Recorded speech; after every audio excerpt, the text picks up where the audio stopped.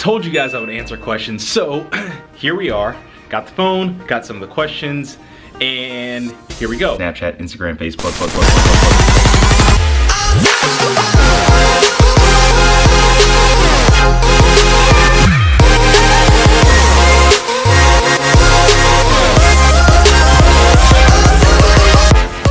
So the first thing is, hey, and I'm gonna paraphrase these questions because I've read them and some of them are a little bit long. So, hey Ricky, I've recently started following you. I love the faith that you bring into your business. I have a similar concept that I'm trying to do, and I'm studying to be a personal trainer. I would truly love to pick up and move, kind of how did you do it, all that type of stuff. And I'm just starting out and with this vision. Can you help me? Yes, I absolutely can. First thing I can tell you is that if you set your mind to it, you can absolutely do it. Now, there are pitfalls, and she also said that, hey, you make it look easy. Guys, it is not easy at all. I can't tell you the amount of sleepless nights that I've had, the amount of tough times that I had, but what helped me out, and I always talk about it, is creating a game plan and just seriously, step by step, mapping things out, and then creating a daily plan, because I know that if I can create a daily plan, I can string that together and that it will, result in a good weekly, result and a good monthly result and then a good yearly result, and play the long game. So whenever you're trying to start a business, don't focus about making money fast. That is the worst thing. You make money fast, you'll lose it fast, your business will go out of business very fast. You have to focus on really, and I'm like holding this camera so you're gonna see a little shaking, but I like it because it adds some dynamics to it. But if you focus on the long game and if you focus on building your company for success, people have to do three things for them to buy into you. They have to know you, they have to like you, they have to trust you. So if you are scared to get in front of camera or put your writing out there or anything else, and they aren't gonna know you, once you do that, they have to be able to like you. That has to be authentic. That has to just be you being yourself, no matter what flaws, insecurities, or whatever. You just throw it all out there. Not that you have to tell everybody, but it's just getting past that vulnerability and being out there. And then they have to trust you. So they have to trust your knowledge. That means getting the necessary education that you need. They have to trust what you're saying through your body of work. If you're gonna be a personal trainer, make sure that you're in shape as well. I can't tell you the amount of people that came to me before I was certified saying, hey, Ricky, can you train us? Because we know that you work out, and so whatever you do, we're just gonna follow your lead. It's not that they didn't care about a certification, but they were seeing that there's an element of hard work that I put into it myself. So hopefully that helped your question. It was a business question. Yeah. Question number 2 is, how should one plan their meals if they work an overnight shift? So if you work an overnight shift, it's going to be very similar to working a day shift. You have 8 hours a day. You're just doing it overnight, so it should be very similar. What you can do is you can do it if it fits your macros program, which is focusing on your protein, carbs, and fat intake per day and making sure that you're hitting your macros at the times that you are up. So that would be overnight, where most people are sleeping, and then you're kind of inverse, but you're doing virtually the same thing. Or you can do kind of like a bro plan where it's like 4 ounces of chicken, 4 ounces of sweet potato, or anything like that, and just map them out. My rule of thumb is eating every 3 hours that you're up. So if you're up overnight, then it's virtually the same as if you were awake during the day, except I'm assuming that you sleep during the day, or I hope, so you get a little bit of rest. But make sure that you are eating every 3 hours and that you're eating healthy stuff, because a lot of times people come to me and they say, Ricky, I want to do this, I want a meal plan, I want to do that. And what they're really saying is kind of, can you give me an easy way out so that I can sneak some cheat meals into it? Fitness is not difficult if you keep your nutrition in check, if you keep your workout plan in check. But the tough thing is that we associate food with happiness because it does give us a sense of happiness. Food is a social thing. Food is something that we can turn to when we're feeling sad. We can go to ice cream, we can go to pizza. So those things are things that you just have to watch out for, and make sure that when you plan your meals, you do that in healthy ways. And of course, like, make sure that you're having a cheat meal once a week or something like that, just to really, one, ramp up your metabolism. Don't do it every day. And then 2, just to keep you sane. So I hope that helped. Again, overnight is the same as during the day. Since you're up, make sure you're eating every 3 hours to keep that metabolism kick in, and make sure you're eating healthy carbs. Do not ever just cut carbs out completely. It's the dumbest thing. I don't know why people do it. You lose weight fast, you gain weight faster. That's just my take on it, because I know that's how it works. Question number 3. When initially starting a fitness lifestyle change when it comes to fat loss, should weightlifting or cardio, whether it be HIIT or steady state, be a priority? My rule of thumb for that is split it up. into two things. HIIT, high intensity interval training, and steady state cardio, but on different days. So I typically alternate. I'll do anywhere from, let's say the Stairmaster, for example, 20 seconds of a sprint on the Stairmaster, followed by 1 minute and 40 seconds of kind of a cool down walk, and I'll do that 8 to 10 times. And then steady state cardio, I purposely focus on caloric burn, because if I say, hey, steady state cardio for 30 minutes, you could be on the treadmill at a 2-mile pace, not really walking. So I shoot for a caloric burn. Me personally, right now, since when I'm taping this, guys, by the way, I'm about to get my tan for the show. So this is like the day before the show. This is on Friday. You guys are probably gonna see this like Monday or Tuesday. But right now for the show, I'm pushing anywhere from 400 to 500 calories of a caloric burn. Now, once the show is off, it'll probably taper back down to about 300 or so, kind of maintenance level, but you just have to figure out what's gonna be best for you. But I alternate. The reason being is because high intensity interval training taps into your carbohydrate storage first.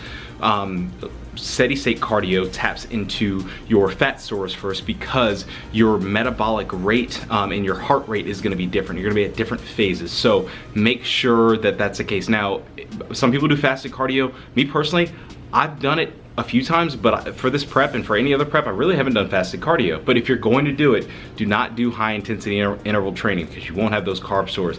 Do steady state cardio. If you do high intensity interval training on like an empty stomach, it's gonna tap into the muscle first, and you don't wanna lose muscle. You're gonna get that skinny fat look that you don't want. So in short, both things work, high intensity and steady state, but do them at different times. Hopefully that worked. Question number 4, how exactly can you get leaner? Oh, by the way, I'm a big fan. You inspire me every day. You and Brian are my favorite bodybuilders.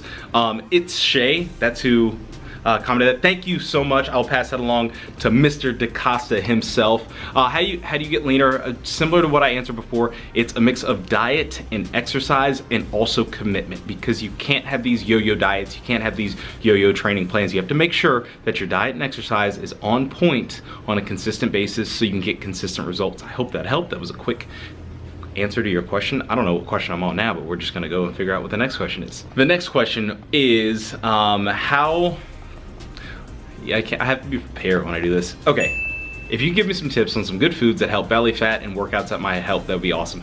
Look, the only workouts that I do for abs and belly fat are hanging leg lifts and Russian twists, and then decline. So on the decline bench, I do leg raises. So the reason why I do that is because it targets that nice V area, and then the Russian twists kind of target the obliques. So very, very simple. And when it comes to diet, it's just making sure that you are not eating as many fatty foods. Gram of protein and carbs are 4 calories. A gram of fat is 9 calories. So if you're eating a lot of fat, you're increasing your caloric intake, and something that you don't want to do. So make sure that you are eating non-processed foods, the foods that are less fatty. Make sure that you're eating healthy carbs, and doing those workouts about 4 days a week. You will see a huge, huge, huge change in your physique. And that was a rhyme, but I hope that helped. And the last question for this video is, do you compete in fitness shows? Yes, I compete in fitness shows. I do men's physique. This is something that is relatively new for me. I did my first show about 2 years ago, and then I took about 2 years off so I could really, really get my physique to where I wanted. When I first started doing the show, this is kind of not relating to the question. So I would put up like shirtless selfies, and I would get slack from acquaintances, not like really close friends, like, oh, you're doing that because you're cocky and this and that. And the thing that I realized was I was putting that out there so that I could hold myself accountable years down the road, because I know that if Instagram wasn't going anywhere, those pictures would be there. And if other people saw that I was doing that, then if I didn't change, then they could call me out on it. So that's really kind of why I got into shows. I mean, people get into shows for different reasons. People start doing things for different reasons. That was mine. I wanted to prove to myself that I could be one of the top guys in the fitness industry, whether that be running a business, whether that be, you know, being a physique competitor, whether that be being a sponsored athlete from a brand or creating my own brand. So I'm really, really trying to do it all. But it started because I did a physique show and I didn't do as well as I wanted, but it wasn't because like I tried hard. I didn't really try hard. That was the problem, and I was so mad at myself because I saw those guys doing fantastic, looking fantastic, saw how cool it was when they got the medals and the trophies and swords, and I'm sitting there like, a little bit self-conscious and insecure because I wasn't anywhere near those guys. I didn't work as hard. And so I just committed to myself that, hey, you know, in a few years down the road, I want to be one of the top dogs. I want to be the person that when people see me, they'll be able to see the progress, they'll be able to see the work, and they'll be able to say, wow, that guy didn't quit. Because all the stuff that you guys are seeing on social media, and this is kind of a different, but since I have your attention, if I still do, I really want to say this. All the stuff that you guys are seeing, you guys may see highlight reels, and Brian, my boy Brian DeCosta and I talk about this all the time, but in reality, it's like, this is just hard work. We all have fears and insecurities, and we're all just putting ourselves out there, and we're just working extremely hard. I'm a typical person. I'm 26 years old. I'm living out on my own in San Diego. I'm trying to figure it out. I have lonely times. I have times that are hard. I have heartbreak times. But I do my best to fight through it. And so that fitness is something that has helped me fight through a lot, because it's something where I could put my attention in all that negative energy. And so if you guys find that, whether it's fitness, whether it's writing, whether it's speaking, whether it's anything that you do, make sure you find that, because once you do, that's gonna be your escape. That's gonna be something that whenever you're feeling a certain way, you can just put the headphones in and go in the gym and just lift some weights or do whatever you need to do. That was it for me. And so when you guys see this through Instagram, through YouTube, what you guys are really seeing is pain and confusion of life and trying to figure it out transformed into something positive. And so the harder I push, it's because there's something fueling me, and we all have things that are fueling you. It's passion, it's pain, it's ups, it's downs, it's everything. It's people motivating you, it's people saying negative things, but whatever it is, just channel that. So yeah, in short, that's why I started fitness shows, and that's why I'm still doing them today. And so that's why 413 Fitness is really where it is. So I'm done talking to this camera, but I hope you guys enjoyed this. Thank you guys for liking, subscribing. I have to go get tan, and hopefully you guys have a good Monday, Tuesday, Wednesday, whatever you guys see this video. Thank you guys for asking questions. I still have a few more to answer, so be on the lookout and continue to send me questions, because I want to do this once a week. I want to just talk about a random subject, and then I want to answer your questions. So do that. I'm out. I'm Ricky. Shave face, new, fresh face. Getting the place together. Don't worry about the mess. We're getting there. See ya.